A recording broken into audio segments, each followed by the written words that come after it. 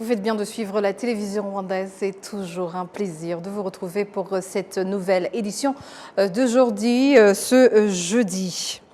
Le président de la République, Paul Kagame, a estimé que le moment est venu pour l'Afrique de dire non à ceux qui cherchent à freiner son développement pour leurs propres intérêts, sous prétexte de promouvoir la démocratie et les droits de l'homme, alors qu'en réalité, leur objectif est de piller les richesses du continent africain. Il a déclaré lors de l'ouverture officielle de la 3e édition du forum réunissant les dirigeants d'entreprises africaines, l'Africa CEO Forum, accueilli par le Rwanda. Reportage signé Jean-Benoît Michel. À ce jour, il s'agit du plus grand forum réunissant des acteurs du secteur privé africain, avec également la participation de représentants d'autres continents. Cette édition est organisée sous le thème « Pourquoi l'Afrique doit collaborer pour atteindre son autonomie ?» Plusieurs chefs d'État y prennent part, notamment Paul Kagame, le président de la République du Rwanda, le président nigérien Bola Ahmed Tinubu, le président de la Guinée Mamadi Doumbouya, le président gabonais Brice Clotaire Oligui Nguema, le président mauritanien Mohamed Ould Ghazouani, ainsi que le président mozambiquais Daniel Chapo. Dans son intervention marquant l'ouverture officielle du forum, le président Paul Kagame a souligné que certains comportements dépassés continuent d'offrir des opportunités à ceux qui veulent maintenir l'Afrique dans le retard. In the old days, the kings and so on and so forth used to give their in-laws their... Autrefois, certains rois et dirigeants confiaient le pouvoir à leurs enfants, à leurs beaux-frères ou à des membres de leur famille, en leur disant « va contrôler tel endroit ». Et c'est encore ce qui se passe aujourd'hui sur le continent. Ils disent à certaines personnes « va prendre tout ce que tu veux et fais tout ce que tu veux ». Voilà en quelque sorte comment l'Afrique est dirigée. Ainsi, les grandes puissances que vous voyez venir ici pour parler de la démocratie, des droits de l'homme et d'autres valeurs utilisent une aimée pour tenir ce discours, tandis que l'autre emporte toutes les richesses des populations. C'est un grave problème pour l'Afrique. C'est pourquoi, chers dirigeants africains présents ici, responsables de grandes institutions et autres Africains, je pense que nous devons apprendre à nous valoriser, à nous respecter. Nous ne devons pas être des personnes faciles à manipuler par quelqu'un qui possède des stratégies et du pouvoir pour venir nous imposer sa volonté. Nous devons être capables de dire non.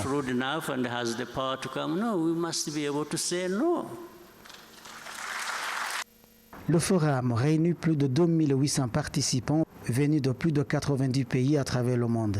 Parmi eux figurent des représentants de 40 pays africains, plus de 1000 dirigeants de grandes entreprises d'investissement, plus de 75 hauts responsables gouvernementaux ainsi que plus de 100 dirigeants d'institutions financières. L'événement est également couvert par plus de 300 journalistes internationaux. L'Africa CEO Forum est considéré comme une plateforme majeure permettant aux entrepreneurs africains d'échanger des idées et des expériences. Il vise notamment à encourager l'innovation pour répondre aux défis qui freinent encore le développement du continent africain, notamment en renforçant la participation des femmes dans les initiatives de transformation, en soutenant les jeunes dans l'innovation et en accompagnant les nouveaux projets, afin de favoriser leur croissance. Ce forum est organisé par le groupe Jeune Afrique en partenariat avec l'International Finance Corporation et la Banque mondiale. Il a été lancé en 2012. Et toujours en parlant d'Africa CEO Forum, les sanctions internationales que la communauté internationale a menacé continuellement de prendre contre les pays africains devraient faire réfléchir ces derniers à la nécessité de créer leurs propres entités de collaboration, de coopération et de prendre leurs responsabilités en tant que continent. Ce sont les propos tenus par le président de la République, Paul Kagame. Les détails avec Patrick Nielitandi. La réunion a rassemblé des chefs d'État de ces pays et plus de 2800 PDG d'institutions d'investissement africaines et internationales. Le président du groupe Jeune Afrique qui organise la rencontre, Amir Ben Yamed, a souligné que 15 ans après la dernière édition, de progrès ont été réalisés en matière d'investissement. C'est également dans cette voie que le Rwanda déploie ses efforts en construisant un secteur d'investissement qui dépasse ses frontières, comme l'a indiqué le président directeur général de l'Office rwandais en charge de la promotion du développement et des investissements, RDB en sigle et en anglais, Jean-Guy Africa.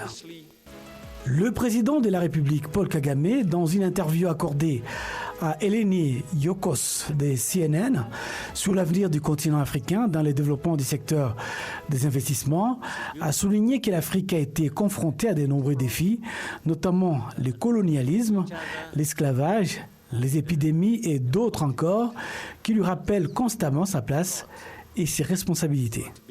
That also for Africa keeps being a reminder of our position. Where do we stand? Mais pour l'Afrique, cet incident nous rappelle notre place dans le monde. Nombreux sont ceux qui ont partagé leurs idées et leurs connaissances pratiques, nous apprenant comment agir. Nous ne devons pas nous arrêter là, mais aussi tirer des leçons de cette expérience, déterminer nos actions et accepter que ce sont nos actions qui nous guident dans la bonne direction et nous apprenant à résoudre ce problème. L'Afrique s'est dévée d'agir dès que cela s'est produit, car avec le recul, on comprend mieux les faiblesses actuelles du continent et pourtant l'Afrique dispose de tout pour se développer. Le président Kagame est également revenu sur les pressions exercées par la communauté internationale qui menace constamment le continent des sanctions. Il a indiqué que cela devrait rappeler à l'Afrique qu'elle doit s'efforcer d'apprendre et de remplir ses obligations. This is not a bad situation as such. Well, it hurts, absolutely. Yeah. And that's what it is meant to do. It is meant sanctions of different Oui, measures. ça fait mal, car c'est le but recherché. Je parle ici des sanctions ou des mesures prises contre vous. Elles sont destinées à nuire et cela nous blesse. Mais je pense que c'est plus douloureux que de ne pas faire ce que l'on devrait faire. Alors réfléchissez-y. Dire non est difficile, certes, mais c'est préférable à dire oui à des choses qui ne fonctionnent pas. Le seul hic, c'est que ces choses-là sont éphémères. C'est pourquoi je pense que tous les pays africains devraient avant tout s'unir, car nous pouvons accomplir ensemble de nombreuses choses importantes, de nombreuses choses qui permettent à l'Afrique d'atteindre les niveaux qu'elle mérite, sans attendre ces superpuissances qui se croient maîtresses du monde, du ciel ou de quoi que ce soit d'autre. Le président Kagame a également indiqué que l'Afrique doit exploiter ses ressources naturelles et l'énergie de sa population en âge de travailler, cette population qui est en constante évolution, et que cela va de pair avec cette collaboration étroite entre les dirigeants des pays de ce continent. Et les participants à ce sommet qui se tient en ce moment au Rwanda estiment que ce rassemblement est une excellente opportunité pour les pays africains et les opérateurs économiques, en particulier de nouer des partenariats susceptibles d'accélérer leur développement. Notre collègue Jean Damascène Manichim est allé à la rencontre de ces derniers à l'ouverture de ce forum. Suivez. Cette édition 2026 de l'Africa Sur Forum qui se tient à Kigali est perçue par les opérateurs privés comme une opportunité de nouer des contacts qui peuvent les aider à faire progresser leurs affaires, à évoluer ensemble et échanger des connaissances sur comment faire face aux défis qui compromettent leurs activités. Nous prenons le Africa CEO Forum comme une plateforme qui rassemble les décideurs venant de l'Afrique, et plus précisément des décideurs qui rend l'écosystème des investissements et des affaires en Afrique plus performant. Et nous pensons que c'est un cadre où nous pourrons nous mettre en relation avec eux et échanger non seulement sur l'attrait des investissements vers le Cameroun, mais surtout comment est-ce qu'ensemble on peut créer cette zone de libre-échange, ce marché africain qui est plus de 1,3 milliard de consommateurs, en nous assurant effectivement qu'il y a un partage équitable de richesses entre les différents pays et que la valeur ajoutée de la ressource africaine est mise en avant. On a si bien suivi aujourd'hui ce que son Excellence Paul Kagame a dit, qu'il faudra que les Africains se réunissent et qu'ensemble nous puissions construire notre continent sans toutefois avoir un impact sur les tensions géopolitiques externes. Je pense que l'Africa CEO Forum, c'est cette plateforme qui nous permet effectivement de revoir les différents défis et les enjeux que le secteur privé africain devrait prendre en compte. Et ensemble, qu'on puisse définir des stratégies pour pouvoir tirer bénéfice de l'atout que l'Afrique nous offre en tant que marché. Ce forum est assez important dans la mesure où il permet de réunir des participants venus d'horizons divers et qui sont dans des secteurs différents en même temps pour réfléchir sur l'Afrique, pour réfléchir sur le développement de l'Afrique et sur réfléchir sur le monde et la place que l'Afrique doit occuper dans ce monde en pleine mutation. Donc aujourd'hui, c'est important pour nous, encore une fois, pour montrer aux gens ce que nous sommes en train de faire dans le cadre de ces Jeux olympiques. Et l'APIX et la ville de Dakar, surtout l'APIX aussi, dans ce volet-là, organise ce qu'on appelle le village de l'investissement au niveau, en marge, on va dire, des Jeux olympiques de la jeunesse. Les opérateurs privés qui ont suivi l'ouverture de ce forum, cette édition de Kigali, sont unanimes à dire que l'Afrique doit conjuguer ses efforts pour aller de l'avant et que la solution pour le continent africain de pouvoir résister aux chocs économiques actuels se trouve dans le travail partagé, dans l'échange entre les nations africaines. Je crois que le problème, c'est facile. Entre nous-mêmes, on doit travailler en collaboration. Ça, c'est le premier problème. Il faut qu'on soit transparent, soit clair entre nous-mêmes. Il n'y a pas le besoin de faire la concurrence.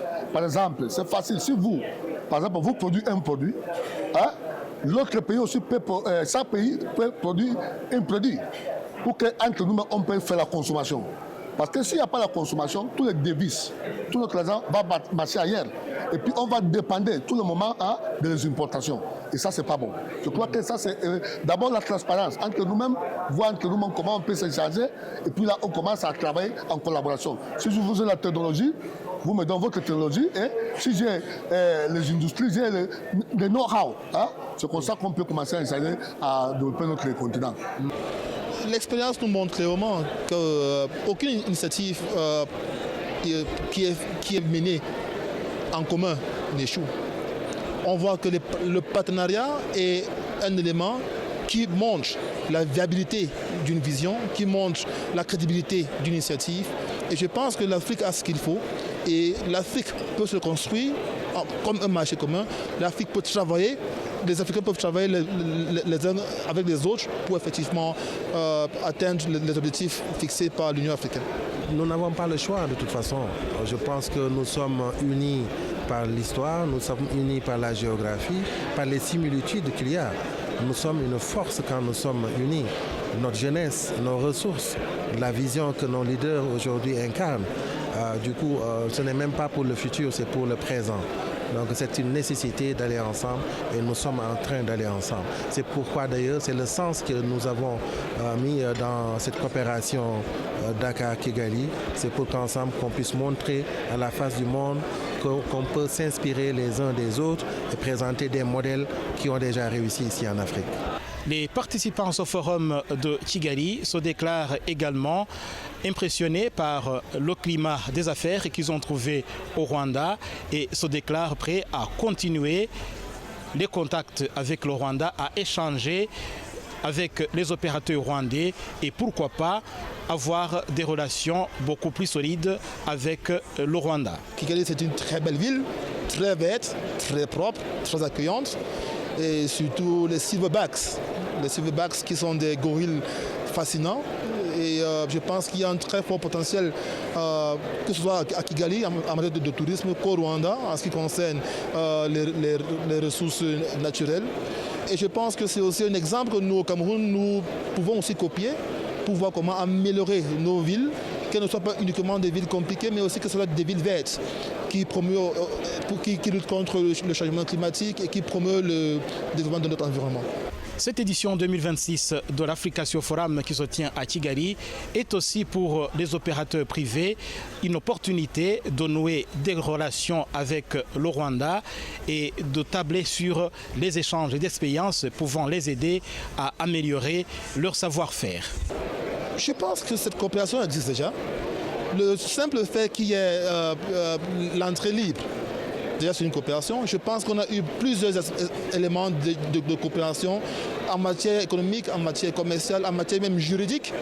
Actuellement, nous sommes en train d'envisager de renforcer notre coopération avec le Rwanda Development Board pour saisir l'opportunité, pour comprendre l'expérience en matière de développement d'un écosystème favorable aux investissements, afin de mettre en place un guichet unique qui peut permettre au Cameroun de jouer ce même rôle en Afrique centrale. Déjà qu'il existe d'abord un vol direct de Douala pour Kigali, ce qui facilite déjà le transport. Et ensuite ici, il n'y a pas de visa. On n'exige rien, il n'y a pas de procédure de préinscription, il faut juste venir et puis on a le visa gratuit. Vraiment, c'est un avancé qui montre que le Rwanda, il y a une forte volonté politique du Rwanda à faire de l'Afrique un marché unique et de renforcer effectivement cette coopération entre les États africains. Ce n'est pas la première fois que nous sommes là en tant que ville. Nous sommes venus il y a quelques semaines, quelques mois. Nous avons été bien accueillis par le maire Samuel. Dakar aujourd'hui est, on va dire, en partenariat et en coopération avec Kigali. Nous sommes arrivés ici avec le maire, M. Abbas Fall, avec une forte délégation il y a quelques mois. D'ailleurs, nous avons pris part au Car Free Day à côté de son Excellence le Président Kagame. Le maire de la ville de Dakar a été invité à marcher à ses côtés pour montrer de toute façon cette exemplarité qu'il y a ici dans la mobilisation sociale autour des grandes questions. Donc c'est pour dire que Kigali, c'est une ville jumelle. Le Rwanda, c'est un pays ami. L'un dans l'autre, nous sommes chez nous et nous sommes très contents d'être ici. Ce forum organisé par Jeune Afrique Media Group en partenariat avec International Finance Corporation, membre du groupe de la Banque mondiale, a pour objectif d'attirer les investissements en Afrique, favoriser les partenariats entre les États et le secteur privé, discuter des grands défis économiques africains, promouvoir le commerce intra-africain et l'intégration économique et permettre aux entreprises africaines de trouver des financements et des partenaires. L'organisation panafricaine des parlementaires engagés dans la lutte contre la corruption, APNAC Africa, a affirmé que le Rwanda demeure un modèle pour les autres pays africains en matière de lutte contre la corruption, de promotion de la bonne gouvernance et de la redevabilité. Ces propos ont été tenus lors de la conférence de la réunion du conseil d'administration de l'APNAC Africa, tenue ce jeudi à Kigali, avec la participation de 12 membres du conseil venus de différents pays du continent. Cette rencontre vise à renforcer la coopération entre les États africains dans la lutte contre la corruption et partager des expériences susceptibles de contribuer à une meilleure gouvernance en Afrique. Le sénateur professeur Ngalambe Télésphore, vice-président de l'APNAC Afrique, chargé de la gouvernance et de la sensibilisation, également président de l'APNAC Rwanda, a souligné que les initiatives menées au Rwanda traduisent une forte volonté politique de combattre la corruption et de promouvoir une gouvernance responsable. Selon le rapport de Transparency International, le Rwanda occupe la 4e place en Afrique dans la lutte contre la corruption et la première en Afrique de l'Est. Honorable Shakil Shabir a estimé que s'inspirer du modèle rwandais afin de rendre la lutte contre la corruption plus efficace et concrète. Il a déclaré « Cela fait près de 20 ans que je combats la corruption à travers le Parlement et l'APNAC. Ce qui nous décourage souvent, c'est que dans plusieurs endroits, les gens se réunissent pour parler sans que rien ne change réellement. Mais au Rwanda, lorsqu'on parle, des actions suivent immédiatement. C'est pourquoi nous souhaiterions qu'un jour, le président Kagame puisse partager avec nous son expérience, car sa manière de lutter contre la corruption produit des résultats concrets. Le président du conseil d'administration de l'APNAC Afrique, honorable Alban Soumana Kingsford Bagbin, a lui aussi salué le Rwanda comme un exemple visionnaire, de leadership visionnaire, de réforme institutionnelle et d'engagement faveur de la redevabilité. Les participants à cette réunion ont reconnu que malgré les progrès réalisés dans le renforcement des institutions et la promotion de la transparence dans plusieurs pays, la corruption continue de fragiliser la gouvernance démocratique, d'affaiblir les institutions publiques et de freiner le développement du continent africain. Parmi les attentes de cette rencontre figure le renforcement des relations entre APNAC Rwanda et APNAC Afrique et la promotion de la diplomatie parlementaire du Rwanda, ainsi que le partage d'expériences dans la lutte contre la corruption. Fondée en 1999 à Kampala en Ouganda, l'APNAC compte aujourd'hui 26 sections réparties dans différentes régions d'Afrique, notamment en Afrique de l'Est, centrale, australe et de l'Ouest. Retour au bercail pour 19 Rwandais de la République démocratique du Congo. Ces personnes, principalement des femmes et des enfants, sont arrivées par le premier poste frontière de Lusizi entre le Rwanda et la République démocratique du Congo. Elles ont déclaré avoir décidé de rentrer dans leur pays après avoir appris que le Rwanda jouissait de la paix et de la sécurité. À présent, en parlant de commémoration, les survivants du génocide perpétré contre les Tutsis à Bisesero, en district de Karongi, ont affirmé que le 13 mai est une date inoubliable, car c'est ce jour-là, en 1994, que 30 000 Tutsis ont été tués, la plupart sur la colline de Muyira. Les récits historiques et les témoignages des Tutsis prisons à Bisesero en 1994 confirment clairement que le 13 mai 1994 fut le jour où les attaques perpétrées par des tueurs et à tous bords venus de tout le pays ont ciblé les Tutsis de Bisesero, faisant ainsi 30 000 victimes ce jour-là. À Bisesero se dresse un mémorial du génocide qui honore les dépouilles de plus de 50 000 personnes. Il fait partie des 4 monuments rwandais qui ont été inscrits sur la liste du patrimoine mondial de l'UNESCO en 2023. Et toujours en parlant de commémoration en province du Nord, en district de Gicumbi, les jeunes, pour la plupart nés après le génocide perpétré contre les Tutsis, sont sensibilisés à l'histoire du génocide grâce à la visite des mémoriaux répartis dans tout le pays. Un groupe de 300 jeunes du secteur de l'Otale se sont rendus au mémorial de Nhalama Wigesera, situé dans l'emplacement de l'ancienne église catholique du même nom. Ils ont reçu des explications sur l'histoire du génocide accompagnés de leurs responsables. Ils ont visité différentes parties du mémorial et déposé des gerbes de fleurs sur les tombes de plus de 5000 victimes Tutsis du génocide. Ce mémorial, situé dans l'emplacement de l'ancienne église catholique où plus de 3000 personnes ont péri, témoigne de la brutalité du génocide, contrairement à certaines parties du district de Gicumbi où les Inhotanyi sont intervenus plus tôt et ont mis fin au génocide. Ces jeunes entendaient des récits pour la toute première fois. En secteur de l'Otale, il existe un endroit où les Inhotanyi sont arrivés très tôt, le 10 avril. Ils ont immédiatement secouru les Tutsis qui ont été massacrés et le génocide a cessé dans cette zone. Après la fusion des mémoriaux, le district de Gicumbi n'en comptera plus que 3, l'Otale, Mutete et Gisuna. Afin de mieux informer les jeunes sur l'histoire du génocide, il est prévu que les secteurs aient l'occasion de visiter d'autres mémoriaux à travers le pays. Et c'est sur ces images que nous clôturons à cette grande édition au nom de toute l'équipe qui a contribué à sa réalisation. Je vous remercie. Bonne poursuite des programmes de la télévision rwandaise.